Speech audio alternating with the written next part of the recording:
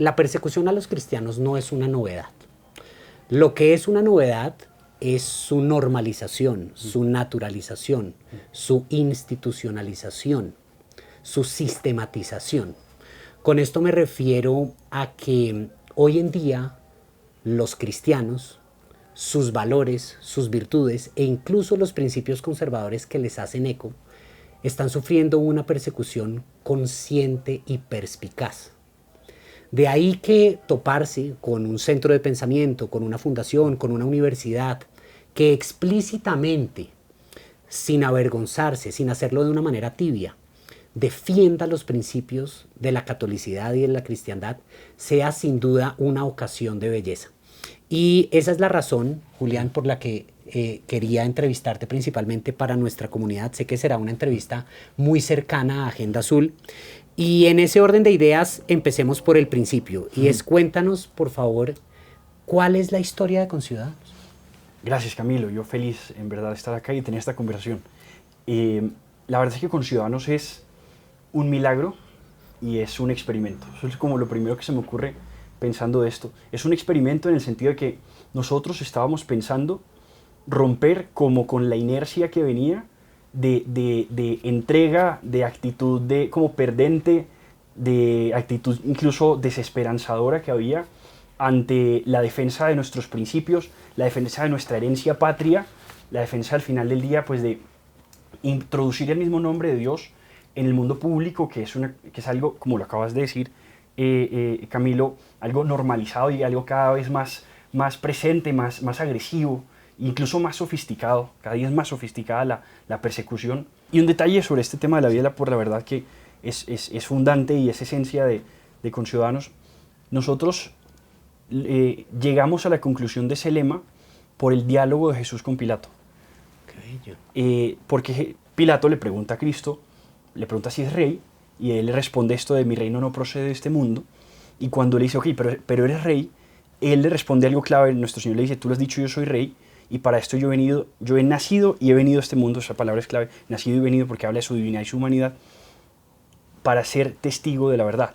Y vos sabes que la palabra testigo, pues más bien la palabra testigo en latín se dice martiria, y una cosa clave sobre el filósofo, una cosa clave sobre aquel que dice la verdad es la parte de morir. Cuando Santo Tomás, ahora que hablabas, se pregunta quién fue el mejor filósofo de todos, él responde que fue Sócrates, porque tuvo algo propio que también tuvo Cristo. Él se estaba hecho preguntando algo sobre Cristo, porque Cristo no ostentó ningún poder, y lo que él dice es, Cristo le pasa como a Sócrates, que su autoridad viene de su mensaje. Entonces es un autoritas, y el filósofo, aquel que dice la verdad tiene, por así decirlo, tres acciones que nos pide o que nos reclama. Una es reconocerla, adecuar la mente a la realidad. Otra es declararla, y entonces es decirla, que sobre todo ahí donde es difícil decirla, como Solzhenitsyn, por lo menos no digas mentiras, especialmente en un estado, por ejemplo, totalitario que se sirve de la mentira para existir, pues por lo menos no digas mentiras, pero si puedes di la verdad, y si puedes dila en alto. Pero además la última es morir por ella.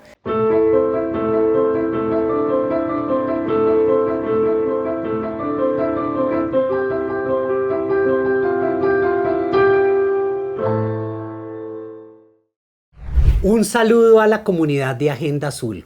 Hoy tengo la ocasión de estar con un invitado muy especial, Julián Hoyos Aristizábal, que me gustaría presentar como un ciudadano con un gran compromiso cívico, que precisamente por ese compromiso ha podido conquistar un lugar destacado en los espacios de transformación cívico-política.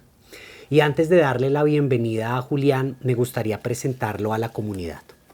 Julián Hoyos Aristizábal es director ejecutivo de la Fundación Conciudadanos, director de ESLA, Comunidad de Transformación Política, es administrador de empresas con una especialización en ciencia política, económica y social de la Universidad de Notre Dame. Bienvenido, Julián. Camilo, muchísimas gracias y un saludo también a toda la comunidad de Agenda Azul. Feliz de estar acá en este programa.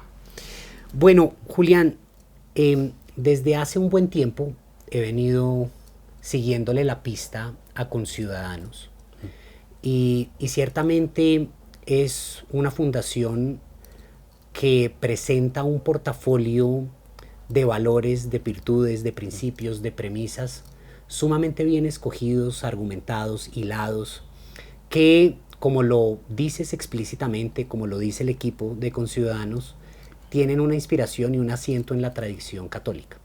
Cuando uno examina sus contenidos, sus piezas, encuentra uno, por ejemplo, un abanico de autores difícilmente rastreables, como Alice von Hildebrand, que por cierto fue la esposa de Dietrich von Hildebrand, una de las primeras personas que llevó a Europa a la obra de Nicolás Gómez Dávila. Pero encuentra uno a Scruton, a Kirk, a Chesterton, a Thibon, en fin, a todo ese verdor tan interesante de las ideas conservadoras y de los principios de la filosofía cristiana. Y uno encuentra además en Conciudadanos, además de estos autores referenciados, en realidad un mensaje muy bello de reivindicar, revivificar, resplandecer la filosofía cristiana.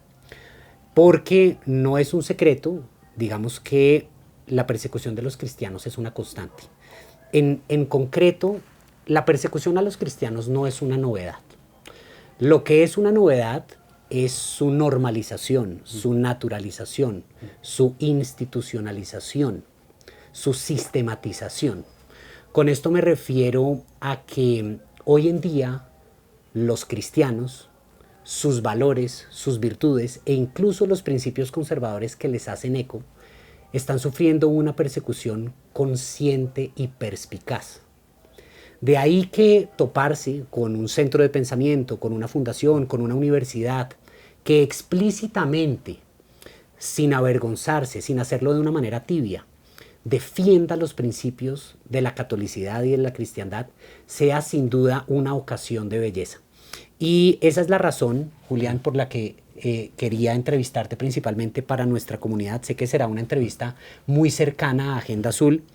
Y en ese orden de ideas, empecemos por el principio. Y es, cuéntanos, por favor, ¿cuál es la historia de Conciudadanos? Gracias, Camilo. Yo feliz, en verdad, de estar acá y tener esta conversación.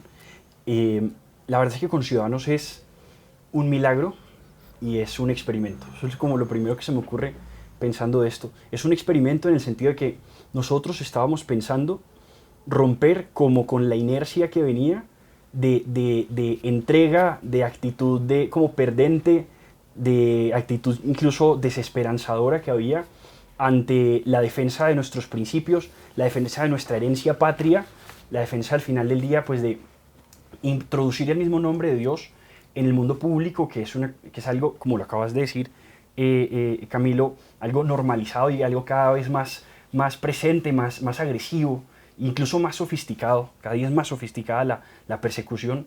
En medio de todo eso, lejos de nosotros atrincherarnos, fue enfrentar esta situación, revelando aquello que somos, aquello en lo que creemos, sin ningún tipo de vergüenza, pero además con una convicción y tratando de hacerlo de la forma más coherente posible.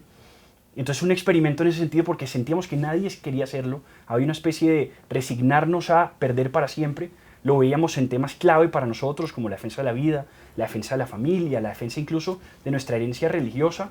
Cada día la religión echaba menos y cada día más recluida al ámbito privado, y ante eso romper con esa inercia había que experimentar, y dijimos hagámoslo de la manera más quizá confesional, directa posible, sin ningún temor. Y eso fue una reunión de un grupo de jóvenes, de un grupo éramos por ahí unos 8 o 10 jóvenes amigos, que estábamos en una sala de una casa, que nos hicimos una especie de retiro de fin de semana, y sentíamos inquietud vocacional, o sea, sentíamos el deseo de servir a nuestra patria de alguna forma, pero no teníamos como dónde, no sabíamos de qué manera, y arrancamos arranquemos con convocar a jóvenes para estudiar. Eso fue el primer punto. Lo interesante es que esto fue el 15 de febrero del 2020. Los que saben qué pasó en el 2020 es que un mes y medio después, en marzo, entre marzo y abril, se estalla la pandemia, todos nos envían a cuarentenas, nos encierran en todos los países, en Colombia especialmente duró bastante tiempo, y eso, que fue en gran medida mala noticia, permitió algo muy clave en nosotros y es reunirnos virtualmente. Entonces empezamos a convocar jóvenes para hacer grupo de estudios, club de lecturas, etc. Alcanzamos a reunir en cuestión de 2 o 3 meses unos 400 jóvenes. los buscábamos especialmente en grupos católicos, en grupos laicales, en grupos de jóvenes, en movimientos de activistas pro vida y todo eso, y los reuníamos. Hubo especialmente grupos clave que creyeron nosotros desde el principio. Pienso ahora en Lazos de Amor Mariano, que es un movimiento que apoyó muchísimo a nosotros. En Medellín hubo varios pues, que empezaron a decir, oye, yo quiero meter a mis jóvenes para que se formen con ustedes. Y ahí empezamos a descubrir en estos jóvenes pues, una fascinación por la intelectualidad, por las ideas, por ser maestros, por estudiar además. Y luego una fascinación por querer transformar el país. Y ahí entonces tomamos la decisión de involucrarnos ya no solamente en estudiar, sino pasar también a la parte de asesorar y de, digamos, decir la verdad al poder, o sea, manifestar la verdad a lugares donde se toman las decisiones, conectar el mundo de las ideas con el mundo de las decisiones, que hoy hay un divorcio tremendo entre esas dos. Y entonces, con Ciudadanos nace primero con eso, y es un milagro porque lo que pasó fue que esa idea que yo creo que fue clave en nosotros, hacer las cosas sin ningún tipo de vergüenza, sin atrincherarnos, sin escondernos, nos hizo fecundos, o sea, nos hizo crecer muchísimo. Y los jóvenes empezaron a creer en eso y empezamos a llegar a muchos espacios e instituciones como a las que estamos hoy, en las que ya podemos ya no solamente pensar en nuestra herencia, difundir nuestras ideas, sino cambiarlas, cambiar nuestro país. Qué interesante. O sea que ustedes han podido impactar tanto la cosa pública, digamos el debate, la deliberación de Estado, pero también la reflexión académica y cultural. Es una fundación con Ciudadanos. Sí. Y tiene estos jóvenes de Conciudadanos están unidos, supongo, principalmente y por sobre todo por los principios católicos. Sí, sí, sí. Es correcto. Es correcto. Nosotros creemos en la tradición intelectual católica. Ese es como nuestro marco teórico. Correcto. Todo nace de esa tradición. Que eso incluye, qué sé yo, la enseñanza que la Iglesia como Iglesia da, así como también los grandes intelectuales de nuestra historia que hicieron nuestra civilización. O sea, que sobre sus ideas pesa toda la civilización que hoy todavía disfrutamos muchos bienes de ella. Entonces es defender de nuevo esa tradición. Es muy bello eso porque Agenda Azul sí que lo sabe, esta comunidad. Todas estas ideas que erigieron lo mejor de Occidente, tanto en la filosofía, el derecho y la política, como en las artes y la literatura, han venido sufriendo un ataque deliberado y cada vez más articulado por parte de diferentes colonizaciones que ha logrado el progresismo ideológico, ¿no? La colonización en la industria educativa, la colonización en la industria cultural y por ende en la prensa, en el radio, en los medios de comunicación, en la industria editorial, que va minando, digamos, las mentes de los ciudadanos, ¿no?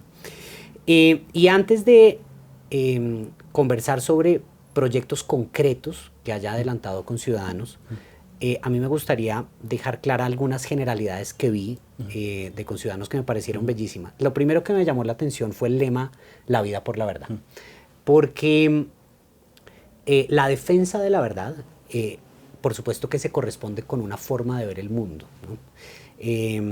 Santo Tomás de Aquino explica que la sabiduría es una virtud que perfecciona la razón para que contemple la verdad. Pero la verdad sobre qué, dice él, la verdad sobre las últimas cosas que perfeccionan al ser, ¿no? A la persona humana. Y por supuesto que para alcanzar la verdad se necesita cultivar diferentes virtudes que curiosamente cuando vi la página de ustedes encontré la estudiosidad, la magnanimidad, la prudencia, ¿no? Yo supongo, Julián, que nada de eso es casualidad, claro, ¿verdad? Es un asunto muy bien pensado y articulado. Julián, ¿algunos proyectos específicos que haya adelantado con Ciudadanos en la cosa pública? Sí, y un detalle sobre este tema de la vida por la verdad que es fundante y es esencia de Conciudadanos. Nosotros llegamos a la conclusión de ese lema por el diálogo de Jesús con Pilato. Qué bello. Porque Pilato le pregunta a Cristo, le pregunta si es rey, y él le responde esto de mi reino no procede de este mundo, y cuando le dice, ok, pero eres rey, él le responde algo clave, nuestro Señor le dice, tú lo has dicho, yo soy rey, y para esto yo he nacido y he venido a este mundo, esa palabra es clave, nacido y venido porque habla de su divinidad y su humanidad, para ser testigo de la verdad.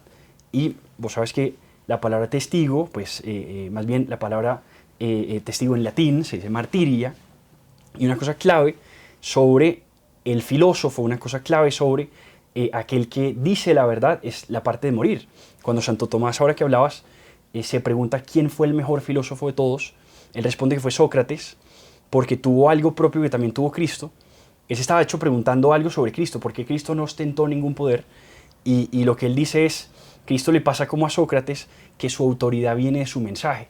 Entonces es un autoritas, y el filósofo, aquel que dice la verdad tiene, por así decirlo, 3 acciones que nos pide o que nos reclama. Una es reconocerla, adecuar la mente a la realidad. Otra es declararla, y entonces es decirla, que sobre todo ahí donde es difícil decirla, como Solzhenitsyn, por lo menos no digas mentiras, especialmente en un estado, por ejemplo, totalitario que se sirve de la mentira para existir, pues por lo menos no digas mentiras, pero si puedes di la verdad, y si puedes dila en alto. Pero además la última es morir por ella.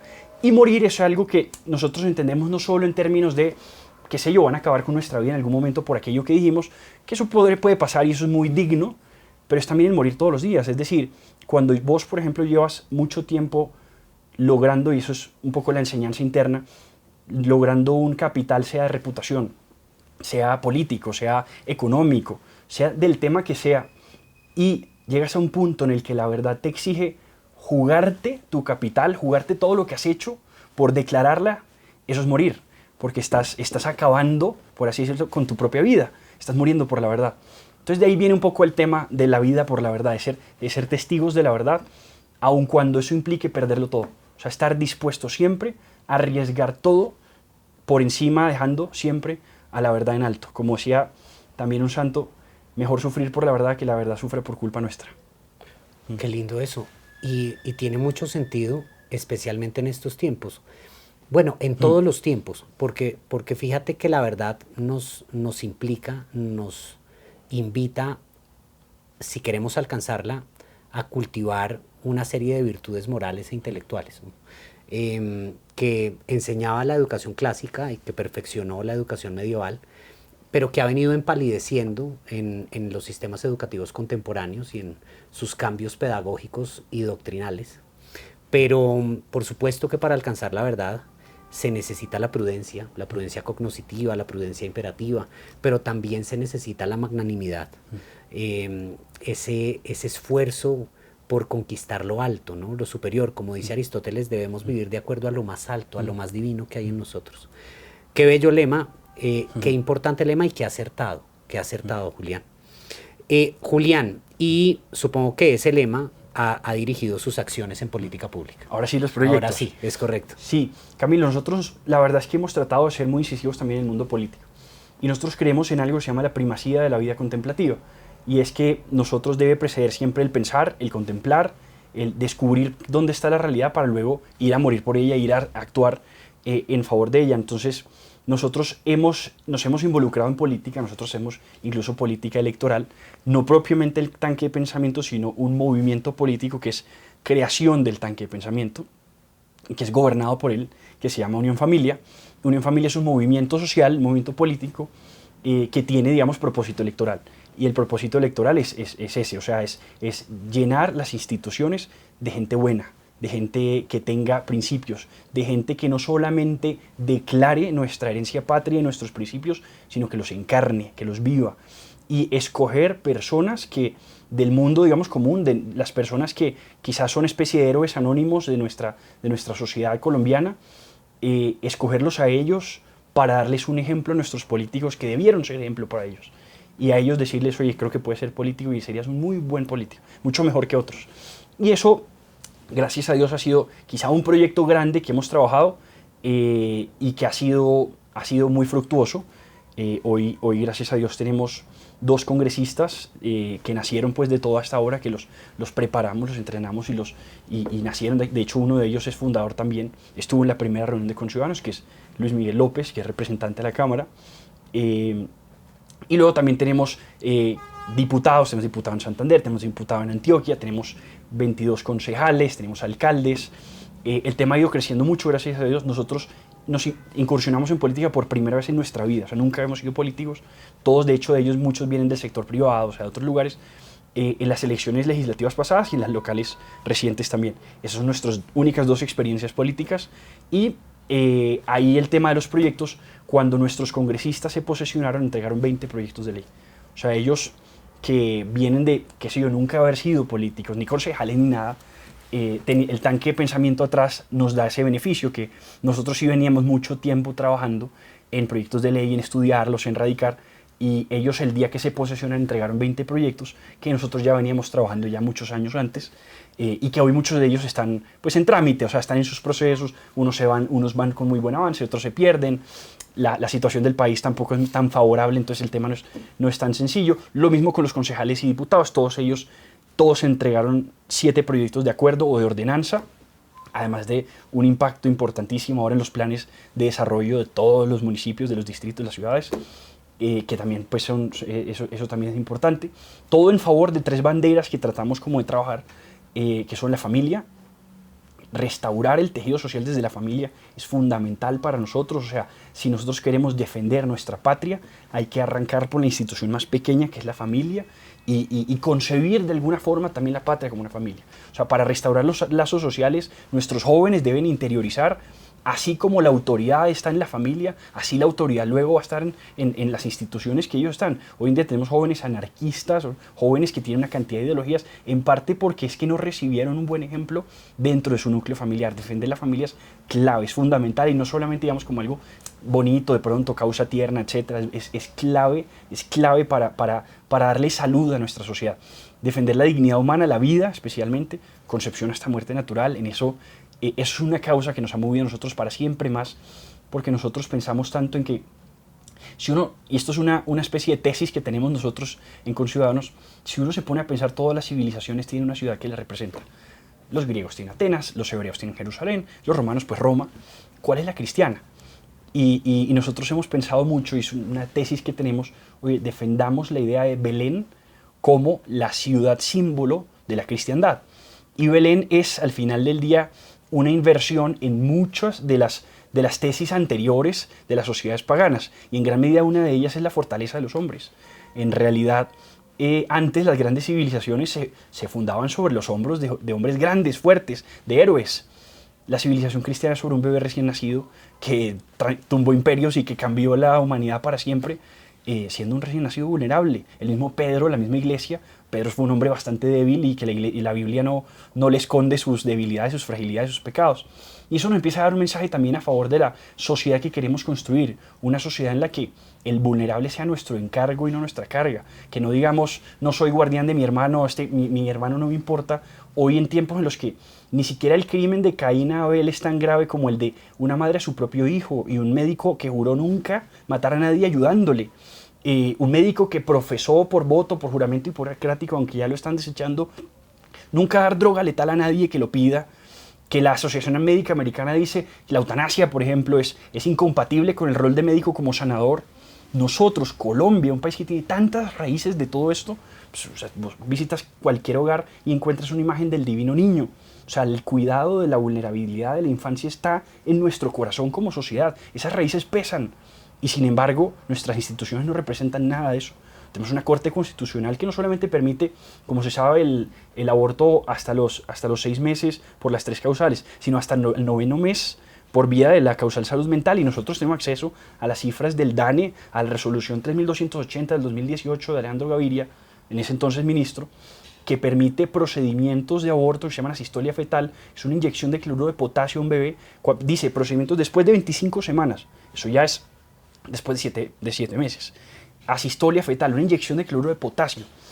Human Rights Watch, eso es un paréntesis grande pero es clave, que es una organización nada provida, nada de nuestro lado, defendiendo temas de pena capital en los Estados Unidos en favor de humanizar a las personas privadas de libertad, condenadas a pena capital. Dice, no le apliquen inyecciones de cloruro de potasio a ellos, porque las estaban aplicando para las penas capitales, porque literalmente queman todas sus venas hasta que luego les producen un paro cardíaco. Vos vas a ver qué químico se utiliza para los procedimientos abortivos después de las 25 semanas. Según una resolución del ministro Gaviria, es el mismo químico, se llama cloruro de potasio, es la asistolia fetal. Y vos hablas con cualquier médico que sepa de cómo es la vida embrionaria, cómo es la vida fetal, y te va a decir que, por ejemplo, yo conozco un médico que hace cirugías intrauterinas, y este hombre dice, oye, yo desde la semana 14 hago cirugías de espina bífida, corrijo malformaciones torácicas, abdominales, y aplico anestesia.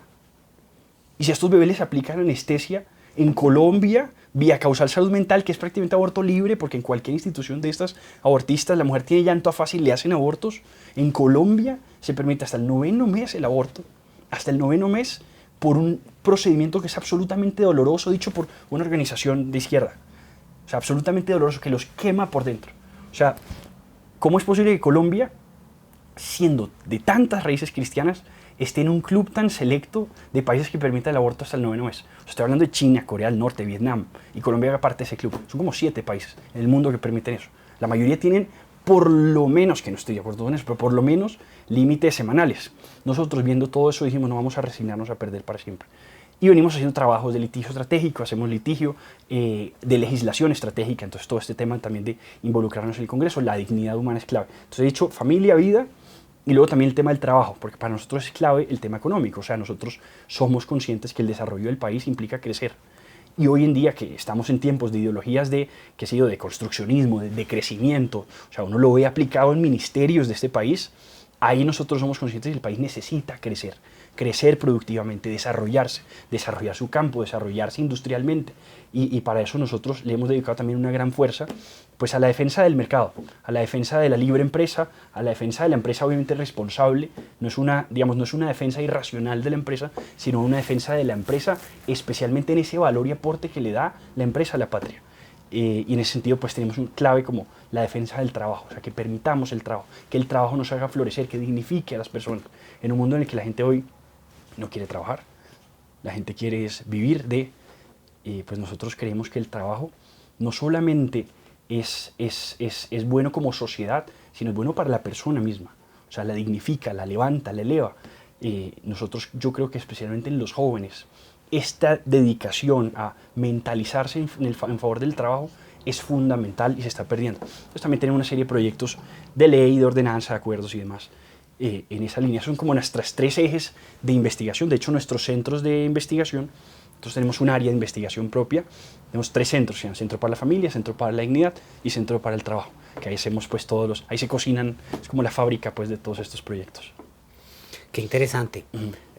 Al escucharte hacer todo este estudio detallado sobre el aborto y en general sobre digamos, tantas ideas que son deudoras de la revolución liberal en general y sus revoluciones específicas, en particular la Revolución Francesa, bolchevique, Revolución Cultural Mayo del 68, entre otras tantas, y las fracturas de la cristiandad que mencionamos en este canal en el episodio con Miguel Ayuso, del conservadurismo en el mundo hispánico. En realidad lo que nos revela es que el tejido de las comunidades, de las ciudadanías y por ende de las comunidades políticas podría dividirse en dos, en una malcomprensión del liberalismo clásico que ha venido mutando y ha devenido en un progresismo ideológico radical que entronca todas sus justificaciones en el principio de autonomía y de autodeterminación, que por cierto termina por legitimar la bioética y el bioderecho liberales. Hoy en día los centros de bioética y de bioderecho liberales han venido llenando de argumentos todas estas tesis de aborto, eutanasia, siempre con base en una ponderación de principios que privilegian, que consienten el principio de autonomía por sobre otros principios, como puede ser el principio de beneficencia, de no maleficencia, de dignidad, que serían principios que defendería, por ejemplo, la bioética confesional o la bioética católica o la bioética conservadora. Pero si logramos, en cambio, llevar las ideas de la filosofía cristiana, de la doctrina católica, del tradicionalismo católico, del conservadurismo político, en realidad lo que terminan por lograr las sociedades es hacer un tránsito de la apatía cívica, el individualismo moral, el nihilismo nociológico de negar la verdad y el relativismo ético hacia unas comunidades de amistad, como diría McIntyre, que privilegian el bien común, ¿no? Claro. Y como sabemos, el bien es difusivo, de manera que ha acertado el trabajo que está haciendo con Ciudadanos, defiende las causas que son medulares, ¿no?, para el progreso social y para la conquista personal. Y eso me lleva a hacerte una última pregunta que tiene que ver en concreto con el aspecto de formación de conciudadanos. Veo que tienen una escuela de transformación política. Cuéntanos un poquito sobre eso.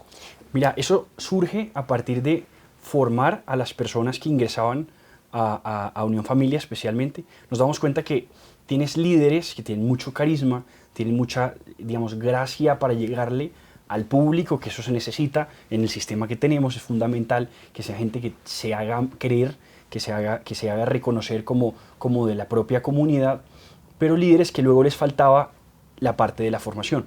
Esa parte tenemos que dársela a nosotros. O sea, si yo llego a una comunidad y les digo, oye, no vengo yo a decir que soy su candidato, vengo yo a proponerles esta fórmula que consideramos que funciona, y venga, encontremos una persona idónea acá de ustedes mismos, que lo lancemos como candidato. Evidentemente esas personas encontraron gente de oro, pero que necesitaba la formación suficiente para ingresar en la política, pues con suficientes argumentos y bien preparados. De ahí nace ESLA, que luego, ahorita le mutamos un poco el nombre, ahora se llama Escuela Superior de Liderazgo y Argumentación, pensando en que nos hemos dado cuenta que es clave la argumentación en ellos. O sea, nos están haciendo falta líderes que sepan articular bien nuestras ideas.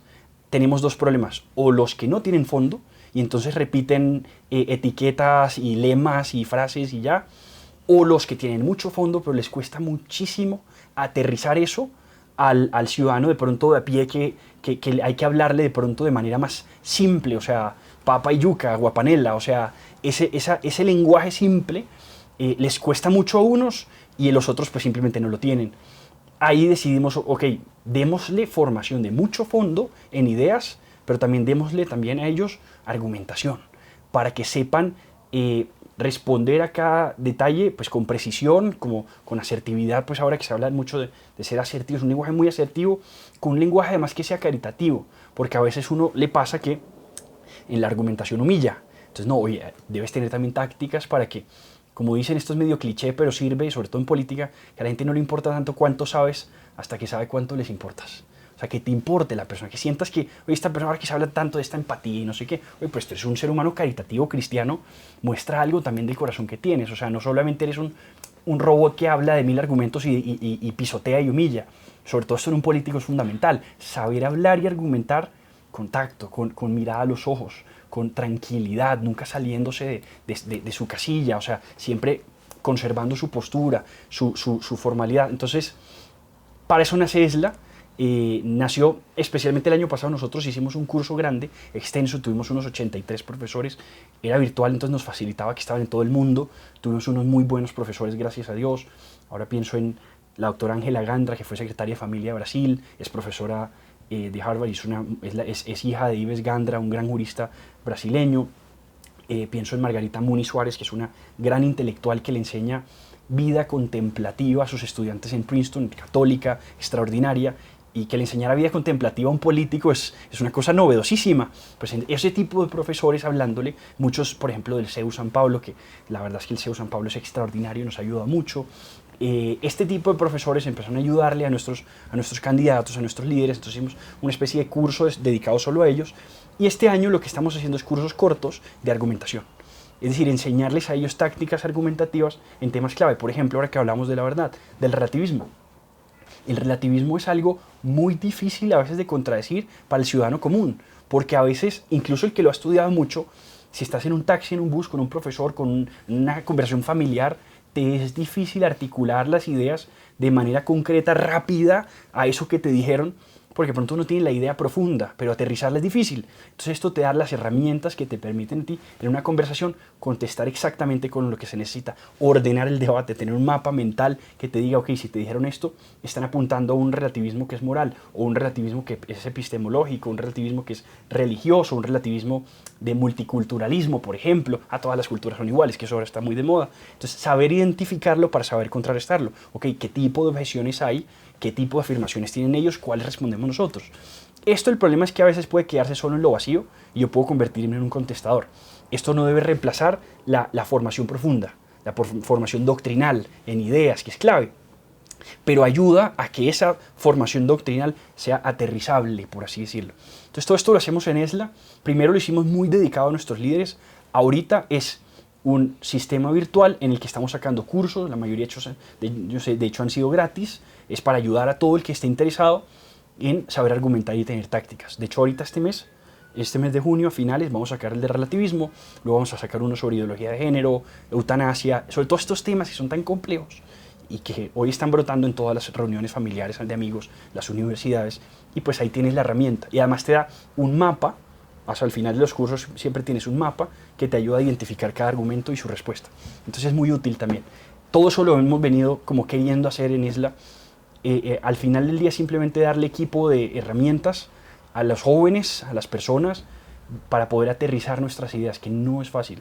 Pareciera fácil, pero aún si uno estudia mucho, en el lenguaje simple cuesta mucho. Entonces tenemos ese objetivo y eso sirve mucho también, evidentemente, y cumplimos como ese doble propósito, a los líderes políticos.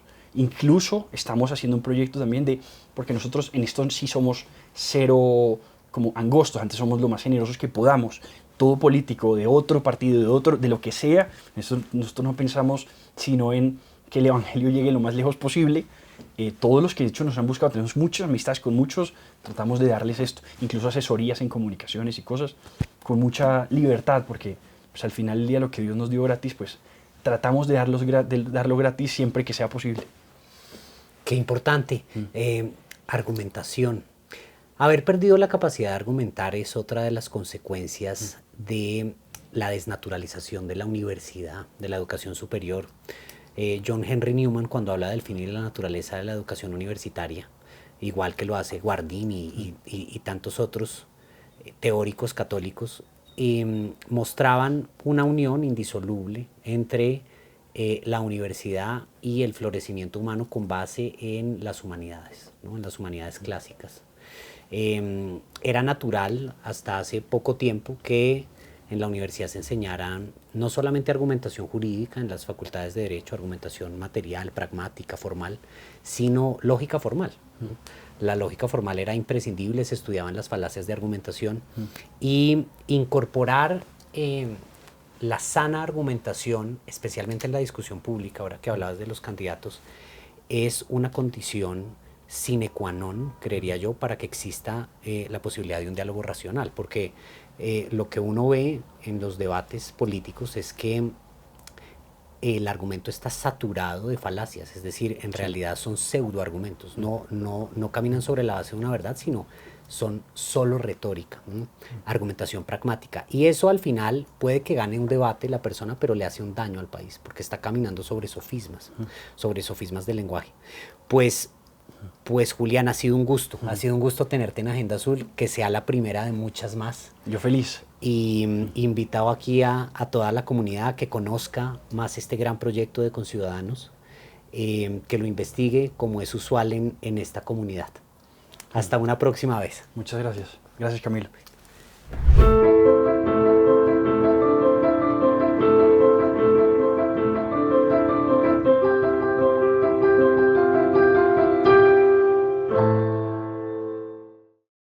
Muchas gracias por acompañarnos hasta el final del video.